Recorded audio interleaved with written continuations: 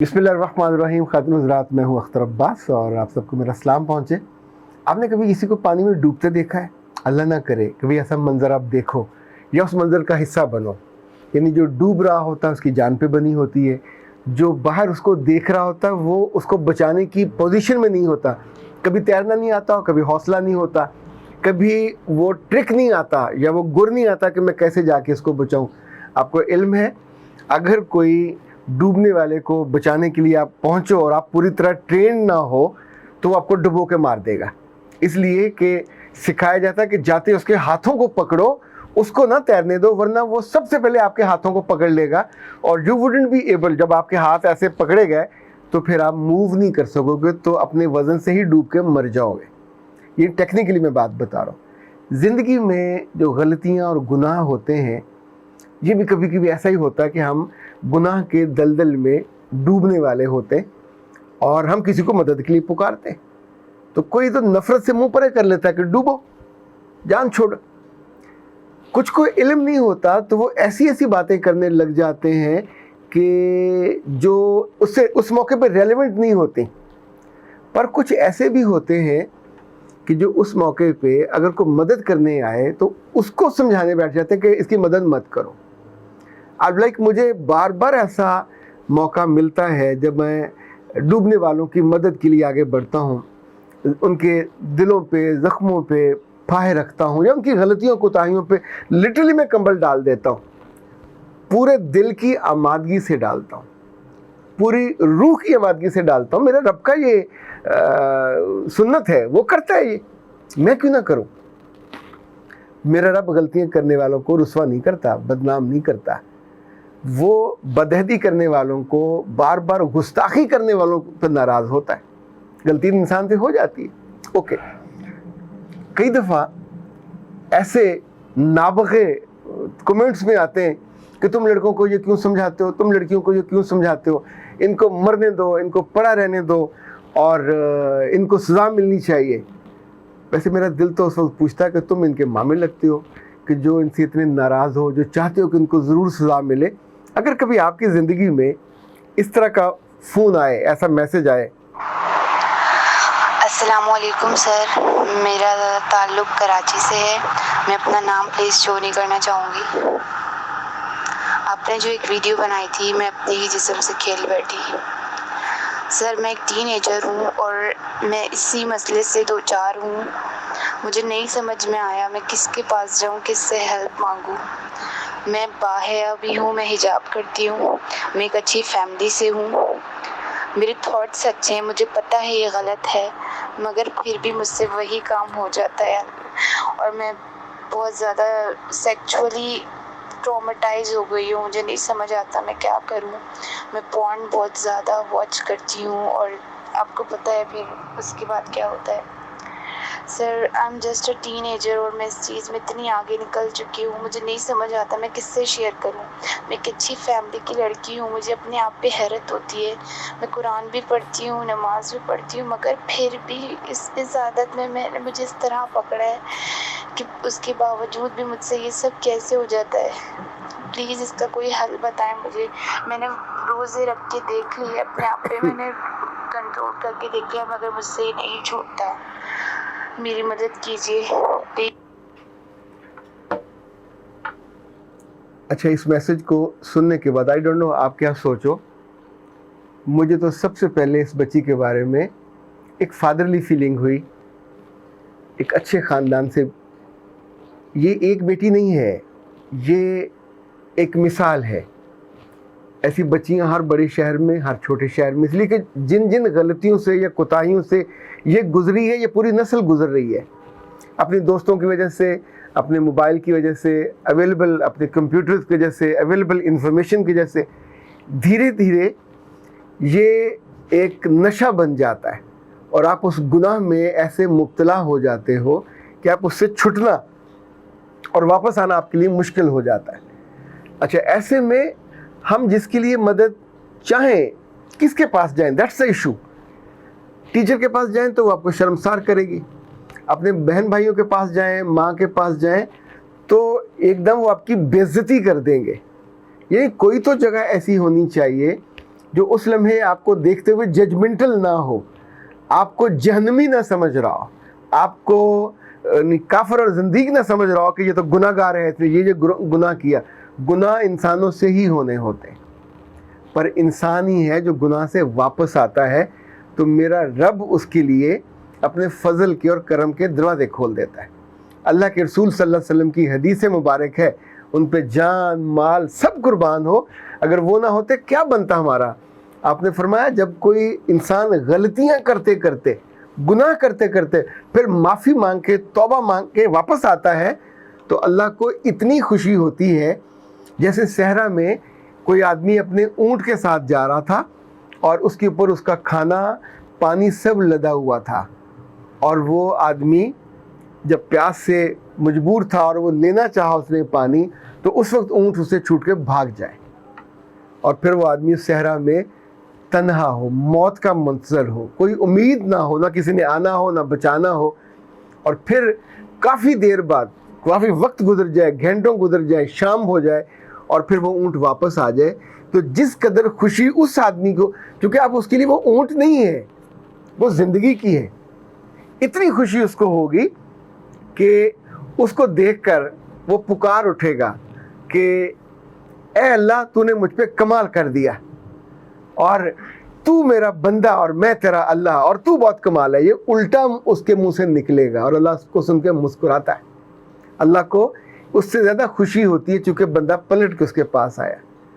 मुझे कई ऐसी बच्चियों और ख़वातीन से मिलने का इत्तेफाक हुआ कि जो बहुत से लोगों से मिलने और उनसे मायूस होने के बाद, इवन अपनी ज़िंदगी से मायूस होने के बाद, देखिए गलती इंसान से हुई, गुनाह हुआ, अब दलदल में गिर गए।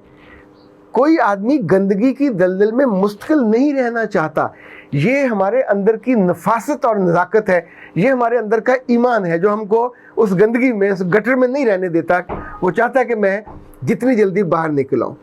मुझे याद है खातून ने मुझसे कहा कि, मुझे मेरी एक दोस्त ने कहा कि तुम बड़े गुनाह में ना जाना, जो छोटा गुनाह कर लिया करो। तो मैंने ये छोटा गुनाह करते करते फिर मैंने टॉयज़ इस्तेमाल करना शुरू कर दिए। फिर टॉयज़ से चूँकि इस वक्त अवेलेबिलिटी है तो फिर मैंने मशीन वाले टॉयज़ इस्तेमाल करना शुरू कर दी। वो बहुत अच्छी जगह पे जॉब करती है, यानी लाख से ज़्यादा उसकी तनख्वाह है, एक बाइज़्ज़त उसकी पोजीशन है। लेकिन अब हालत ये है कि वो समझती है कि ये जो एबनॉर्मल ज़िंदगी वो गुजार रही है, वो मशीन इस्तेमाल कर लेती है, तो उसको नॉर्मल ज़िंदगी में जाने की ज़रूरत नहीं है, ना उसे बच्चा पैदा करने की ज़रूरत है, ना उसे किसी के नखरे सहने की ज़रूरत है, ना किसी को अकोमोडेट करने की ज़रूरत है। तो मैंने उसकी तरफ देखते हुए कहा, तुमने कभी आईना देखा है? तुम इस वक्त औरत नहीं लग रहा है, एक भद्दा जिस्म है, यानी पूरा भद्दा जिस्म। औरत में अल्लाह ने खूबसूरती रखी है, नज़ाकत रखी है। यानी 40-50 साल की औरत हो जाए, 60 साल की हो जाती है तो आपको उसकी खूबसूरती महसूस होती है, उसकी आंखों में, उसके चेहरे पे, उसके हाथों पे। इस उम्र में भी चेहरे पे नूर एक होता है, पर तुम अपने जिस्म से, चेहरे से, वजूद से हर चीज़ को खो बैठी हो। तो उसने एकदम से कहा, कभी कभी मुझे लगता है कि मैं बहुत बेढब हो गई हूँ, यानी जिस्म पीछे से इतना भद्दा कि शायद मेरी गैर मौजूदगी में लोग मुझको मजाक उड़ाते हो। तो तब उसे मैंने कहा कि अब जब तुम नॉर्मल ज़िंदगी में जाने की कोशिश करोगे तो आप सोचो कि नॉर्मल ज़िंदगी में जिस ताल्लुक़ में चंद लम्हे या चंद मिनट चाहिए होते हैं, तुमको उस ऑर्गेज़म के लिए 15 मिनट चाहिए होंगे। तो दैट्स ए एबनॉर्मलिटी। ये जिन्नों में भी नहीं होगा, इंसानों में तो हो नहीं सकता।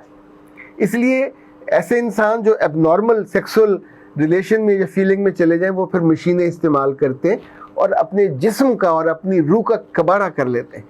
ये एबनॉर्मलिटी ठीक नहीं हो पाती।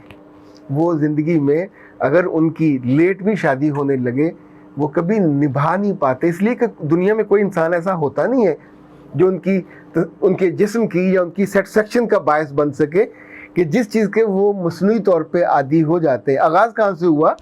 अपने हाथ के, अपने जिस्म के मिसयूज़ से।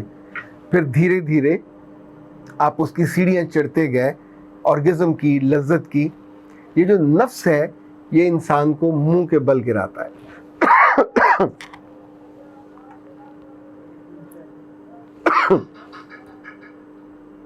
یہ نفس انسان کو خوار کراتا ہے، یہ نفس انسان کو جسمانی، نفسیاتی اور جنسی مریض بناتا ہے، یہ نفس انسان کو ان لوگوں سے جا ملا دیتا ہے کہ ظاہر ہے جو جنسی مریض ہوگا وہ اس طرح کی کیٹیگری میں چلا جائے گا۔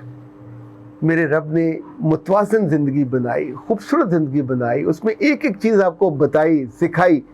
تو جب جب آپ چیزوں کو ڈیویٹ کرو گے، جب جب اپنے نارمز کو چھوڑ دو گے، جب جب آپ غلط دوستوں کی وجہ سے، غلط اوقات اور غلط فیصلوں کی، اس میں کوئی ٹیبلٹ نہیں ہے، کوئی انجیکشن نہیں ہے اور کوئی ڈنڈا بھی نہیں ہے، کوئی سزا بھی نہیں ہے۔ جس لمحے آپ کا دل فیصلہ کرے گا کہ مجھے رکنا ہے، رکنا کس لیے؟ 3 وجہ سے آپ رک سکتے ہیں۔ ایک اس وجہ سے کہ اللہ کے سامنے مجھے شرمساری نہ ہو، یہ سب سے بڑی وجہ، سب سے تگڑی اور طاقتور، کہ وہاں سب کے سامنے جو بے عزتی ہوگی وہ بیریبل نہیں ہوگی۔ دوسرا، اگر خاندان کو پتہ چلا تو مجھ پہ کیا بیتے گی، ظاہر ہے یہ جو ایک طرح کا ایکسپوجر ہوگا اور ایکسپوز کر کے رکھ دے گا، رسوائی ہوگی۔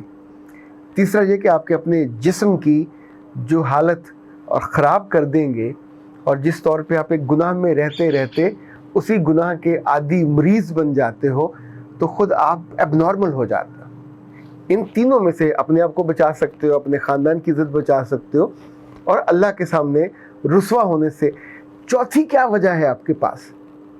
چوتھی، آپ کو ملکہ حسن تو ہو نہیں، نہ کوئی مردانہ ملکہ یعنی بادشاہ حسن ہو کہ کسی نے اس پہ آپ کو انعام دینا تھا۔ جو ہوا آپ کے اندر ہوا، جو ہوا اس کی گواہی بھی بہت زیادہ لوگ نہیں جانتے۔ اب تک اللہ نے پردہ ڈالا ہوا، اس کا مطلب ہے اب تک ہی از ویٹنگ کہ آپ واپس آ جاؤ۔ اب تک وہ چاہتا ہے، اب تک وہ اس بات کا آرزومند بھی ہے، اور شاید اس کو یقین بھی ہے کہ یہ میرا بندہ ہے، یہ مستقل غلاظت میں نہیں رہ سکتا۔ ایسی ساری بچیاں یا بچے جو کبھی کسی کے کہنے پہ، کسی کی دیکھا دیکھی اپنے نفس کے غلام بن جائیں، تو بیٹا جی جب بھی نفس کی غلامی ہوگی تو رسوائی ہوتی ہے۔ اس سے بچنے کے لیے خود ہی آپ کو واپس آنا پڑتا ہے، خود ہی فیصلہ کرنا پڑتا ہے۔ وہ فیصلہ صبح کر لو، وہ فیصلہ شام کو کر لو، وہ فیصلہ رات کے اندھیرے میں کر لو، وہ فیصلہ اپنے کمبل کے اندر کرو، وہ فیصلہ اپنے کمرے میں کرو، وہ فیصلہ آپ کو اگر سجدے میں لے گیا اور آپ رو پڑے تو آپ دھل جاؤ گے، وہ فیصلہ آپ کو تنہائی میں آپ کی آنکھوں سے آنسوؤں کی برسات میں لے گیا تو آپ اس آنکھوں کی ہونے والی برسات میں جو بھیگو گے تو یہ پورا بدن اس غلاظت سے دھل جائے گا، چونکہ فیصلہ آپ کا ہوگا، کسی اور کا نہیں ہوگا۔ فیصلے کی بنیاد تگڑی رکھیے گا، فیصلے کی بنیاد وقتی سی مت رکھیے گا، اور جب جب ہم دلدل سے نکلنا چاہیں، کوئی نہ کوئی ہم کو نکالنے والا پہنچ جاتا ہے۔ نکلنے کی آرزو ہمارے اندر ہونی چاہیے۔ دلدل میں تو چھوٹی سی چیز گر جائے تو ہمارے سامنے ڈوب جاتی ہے، پر اگر گھوڑے کو بھی نکالنا چاہیں تو لوگ نکال لیتے ہیں، انسان کے پورے وجود کو نکالنا چاہیں تو نکال لیتے ہیں۔ نکالنے والی ذات رب کی ہے، وہ آپ کو کہیں نہ کہیں سے کوئی کسی کا ہاتھ پکڑا دے گی، کسی کی بات کا کوئی سرا آپ کے دل میں ٹھک جائے گا، اور آپ اس کے بعد فیصلہ کر لو گے کہ اے میرے رب، تو میرا رب، میں تیرا بندہ، اور تو میرا ہاتھ پکڑ اور یہاں سے نکال لے، اور میرے پردے کو چاک نہ کرنا، مجھے معاف کر دینا۔ میرے رب کو معافی دیتے ہوئے بہت اچھا لگتا ہے۔ اختر باز کو اجازت دیجیے۔ السلام علیکم۔